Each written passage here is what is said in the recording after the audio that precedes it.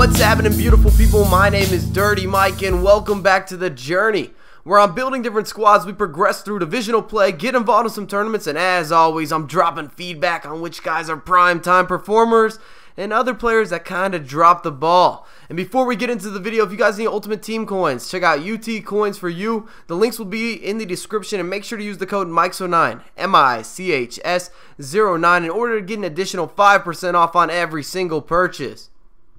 For today, we've got an expensive BPL mix-up, including 6 of those fresh out the box Team of the Season cards, as well as 5 informs. And I know the handicapping is going to be strong, but it's been a while since I played with a full inform squad, or since I was using a lot of the Team of the Year cards a couple months back.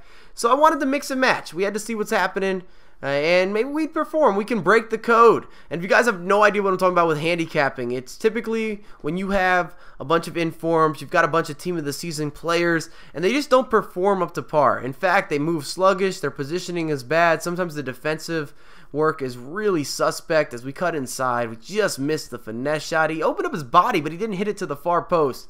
And there's no factual evidence about handicapping. It's all opinionated. EA has never came out and spoken about it, but I think it exists, and I have always been a very skeptical guy when somebody says that there's something in the game that you can't prove. As Sturge knocks it home, we're up 1-0, and if we could smash 700 likes on this video, that would be amazing. You guys have been supporting the channel so well. Yeah, I think you're really enjoying this series, which is a good look. I love building a lot of different squads and trying to put in some serious work. We're actually going to play some single matches as well as some divisional matches. I wanted to go ahead and get the full variety. Now, I actually played quite a few friends with this squad, and I included all sorts of different mix-ups to see if the Team of the Season guys were good, if I didn't think they were really on that premium quality hype. As we get a header there, how does Matic not finish that? That's just bad luck. That is just bad luck. And one more over the top ball, 90th minute. We're chasing it down with our CDM. I believe that's Schneiderlin. And look at that for a little body feint. But in the first match, we do end up with a 2-0 victory. And I did think that handicapping was relevant. I know that it looks like I just dominated this guy from start to finish, and that's what happened. He wasn't that good of a player. He might have also been experiencing a sluggish game because he had 3 Team of the Season as well as 2 informs. And if you guys could drop a comment and let me know what's the best way to avoid handicapping in your opinion, your theory, when you're using Team of the Season cards, when you're using inform players. Like, how many can you include in the starting 11 and get away with not having that sluggish feel? And I don't think it applies to legends. I've used full legend teams. I've used a lot of 5 or 6 legends in my starting 11, and it doesn't affect the gameplay. There's zoom speed in every single match. They feel better than my opponent's squad. So I think it only applies to the inform as well as the blue cards, as we just missed a finish there with Santi. Pops out the Sturge, but he does a finesse shot where he had a purse in his hand. But let's talk about the squad. We got some stuff to address. Team of the Season, De Gea is atrocious.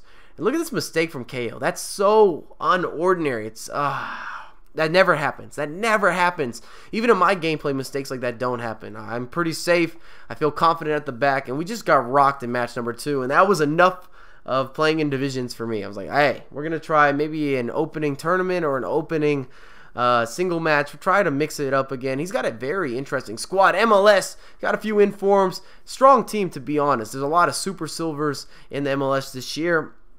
But De Gea, bad news. Stay away from him. Do not use. He parries everything. You don't want him in your starting 11. I can promise you that. And look at this. Another goal. Just a typical over-the-top ball, and Cahill loses a 50-50. AZP was really good as a left back. Unfortunately, as you've probably noticed, Cahill was bad.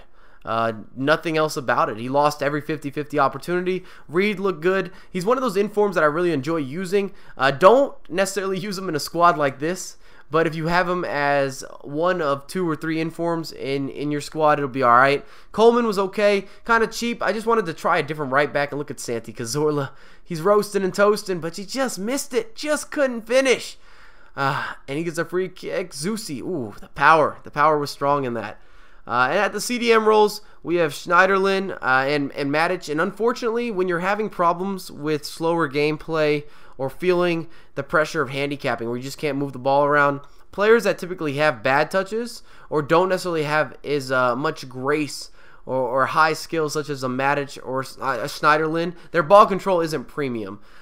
Those guys, oh my goodness, their first touches were bad news. They were bad. Yeah, as we get the equalizer, thank goodness. We needed a PK. Scored a corner kick, scored a penalty kick.